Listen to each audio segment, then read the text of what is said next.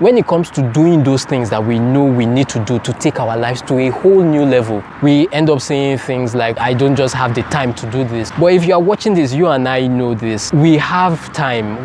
Time is one thing that we all have. The issue is not time. Attention is the issue. You can have all the time in the world, but if you have no attention, those goals that you are trying to achieve will still remain unachieved. You are not going to do anything about them. If things are taking away your attention, you will have little or no attention to give to those things that really matter. So my training routine for preparing for the 2020 Lagos City Marathon was to go running 5 days a week in the evenings. But one day it now occurred to me that this marathon is going to take place in the morning. Wouldn't it make sense for you to go for some of your runs in the morning so that you will have a feel of what it's going to be like on that day? So this particular morning, I gear up and get out of the house on my run. Everything is going on well until I get to the 4-kilometer mark when, what's that sound? It's like there's Royal Rumble going on in my tummy. I'm like wondering what's going on, but I just know that the next fast step I take, this poo is just going to come down all over my body. So I decide to stop. I'm sweating profusely and thinking of what am I going to do now. Take note, it's not just only early in the morning, it's a Sunday morning. I see this popular eatery in the distance. I walk up to the eatery, walk up to the security guys and plead with them that, please, can I use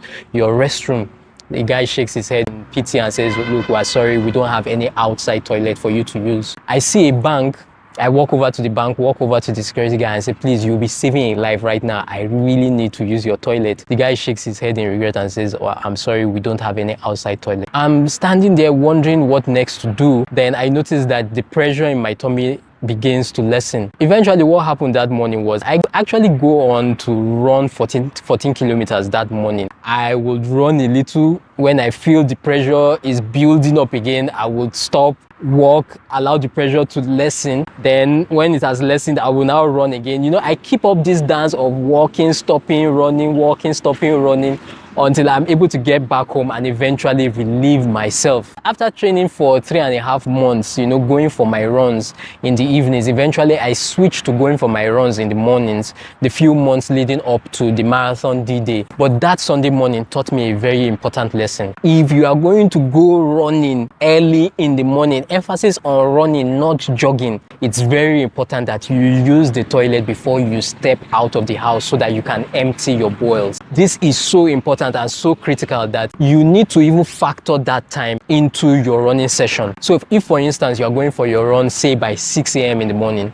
it's important that you get up by 5:30 a.m. to use the toilet and empty your bowels before you hit the road by 6. Sometimes using the toilet even once may not be enough. So you get up, use the toilet for the very first time, do some light stretches, try to replicate the up and down shaking, side to side shaking your tummy will probably experience by the time you begin your run. And what do you know? You are feeling like going to the toilet for the second time. With this, you are good to go to hit the road. So fast forward Marathon D-Day, this race is slated for 6:30 a.m. So I made sure that I was up by 4 a.m., did light stretches, used the toilet for the first time, did more stretches, used the toilet for the second time, and so that I could be out of the house by 5 a.m. so that I'm not on the race and then looking for a way to relieve myself. And from this, you know, we can learn lessons like, you know, envisioning that project you are working on, because that's what happened. If I didn't envision the fact that the marathon was going to take place in the morning, I wouldn't have had that initiative, you know, to go training in the morning so that I could have a feel of what it's going to be like. It's very important to envision that project you are working on. It's very important to plan ahead. It's very important to prepare.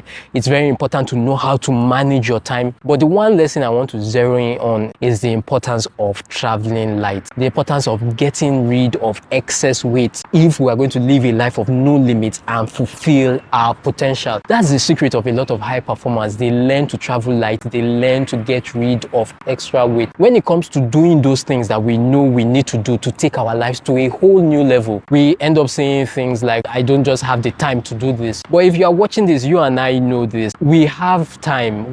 Time is one thing that we all have. The issue is not time. Attention is the issue. You can have all the time in the world, but if you have no attention, those goals that you are trying to achieve will still remain unachieved. You are not going to do anything about them. If things are taking away your attention, you will have little or no attention to give to those things that really matter. So for high performers, the question is not, do I have the time? Look, they know that they have time. The answer to that question is obvious. A better question to ask is, do I have the attention to focus on achieving these goals? What is taking my attention away from focusing on achieving this goal that I know that I really need to achieve? How do I shift my attention from those things that don't matter to these things that really matter? That's the kind of question that high performers ask. And you know, when we mention something like this, what comes to the mind, what readily comes to mind of a lot of people is, we are talking about bad people doing bad things, going to bad places or going to bad events. But the thing is that not necessarily. The dilemma most times for high performers is not choosing between good and bad. Most of the time, the dilemma is choosing between two goods. So while in my own case, the issue was taking care of my tummy, evacuating my bowel so that I could focus on my race ahead of me.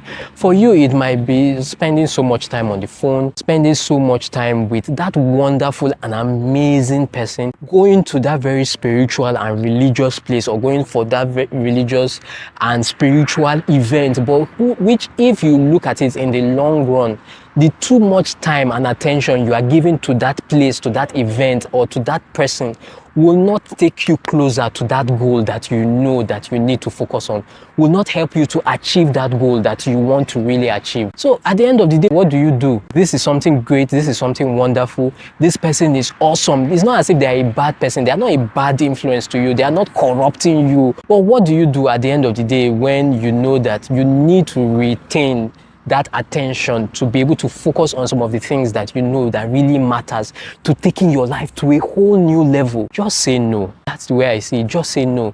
It's going to be difficult and a little awkward at first, because it's a different thing if this person was outrightly bad, or this place or that event is something that is just outrightly bad. You know, you just say, no, come on, you are destroying my life, you are not helping me, so no, I need to say yes to the things that matter. But these things, these places, these people are wonderful places and events and people. They are great and awesome people, but you need to say no. You know where you are going. You know that you are more than this. You are more than this level that you currently are on. You know that you are capable of achieving more. You know that you are capable of becoming the very best version of yourself. You just need to get to that point where you tell yourself, look, I need to say no to these great and wonderful things. I need to say no to this great and wonderful person so that I can say yes to my potential, yes to my future, yes to the very best version of myself. I need to say no to these few persons so that I can say yes to serving more people and to serving them on larger platforms. On this journey of no excuses, breaking barriers, exceeding our limit, crushing those goals, and becoming the very best version of ourselves, there is only one way to travel, and that's to travel light.